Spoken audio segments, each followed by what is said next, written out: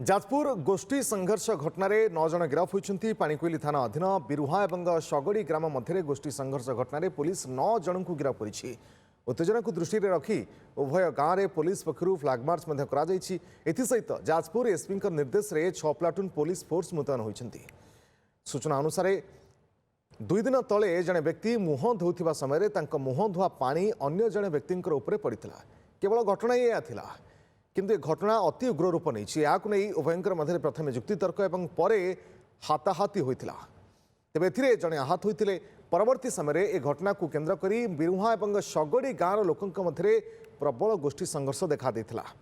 परिस्थिति नियंत्रण और शांति बजाय रखापी जिला प्रशासन पक्षर समग्र अंचल में 163 धारा जारी कर घटन उभय गाँव एकाधिक व्यक्ति को गिरफ्त कर एसडीपीओ शरद चंद्र पात्र सूचना देते। अन्य पक्षरे अंचल में शांति और आईन श्रृंखला स्थिति बजाय रखा सहित